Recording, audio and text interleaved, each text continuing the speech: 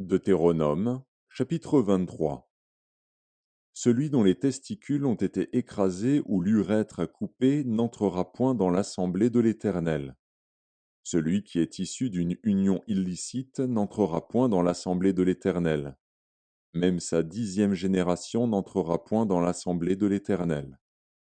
L'Ammonite et le Moabite n'entreront point dans l'assemblée de l'Éternel, même à la 10e génération et à perpétuité, parce qu'ils ne sont pas venus au-devant de vous avec du pain et de l'eau sur le chemin, lors de votre sortie d'Égypte, et parce qu'ils ont fait venir contre toi à prix d'argent Balaam, fils de Béor, de Pétor en Mésopotamie, pour qu'il te maudisse.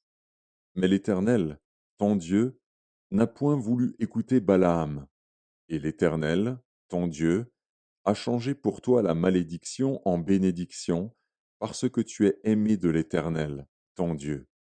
Tu n'auras souci ni de leur prospérité, ni de leur bien-être, tant que tu vivras, à perpétuité.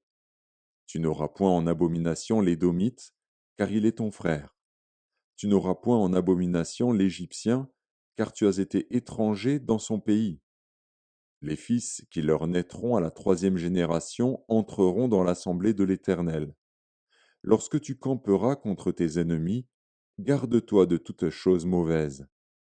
S'il y a chez toi un homme qui ne soit pas pur, par suite d'un accident nocturne, il sortira du camp et n'entrera point dans le camp. Sur le soir, il se lavera dans l'eau, et après le coucher du soleil, il pourra rentrer au camp. Tu auras un lieu hors du camp, et c'est là, dehors, que tu iras. Tu auras parmi ton bagage un instrument, dont tu te serviras pour faire un creux et recouvrir tes excréments quand tu voudras aller dehors. Car l'Éternel, ton Dieu, marche au milieu de ton camp pour te protéger et pour livrer tes ennemis devant toi. Ton camp devra donc être saint, afin que l'Éternel ne voie chez toi rien d'impur, et qu'il ne se détourne point de toi.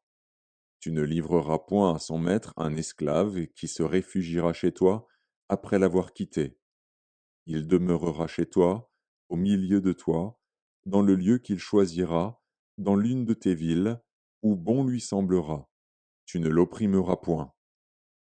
Il n'y aura aucune prostituée parmi les filles d'Israël, et il n'y aura aucun prostitué parmi les fils d'Israël.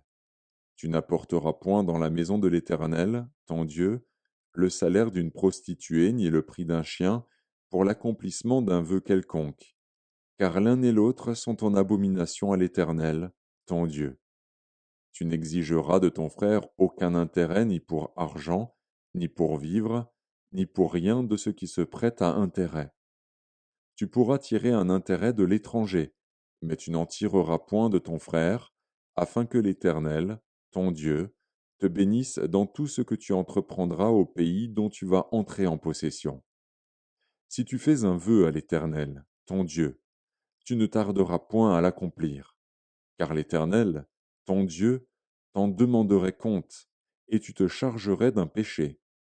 Si tu t'abstiens de faire un vœu, tu ne commettras pas un péché, mais tu observeras et tu accompliras ce qui sortira de tes lèvres, par conséquent les vœux que tu feras volontairement à l'Éternel, ton Dieu, et que ta bouche aura prononcés.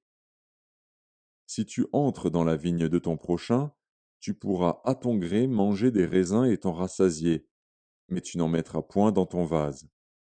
Si tu entres dans les blés de ton prochain, tu pourras cueillir des épis avec la main, mais tu n'agiteras point la faucille sur les blés de ton prochain.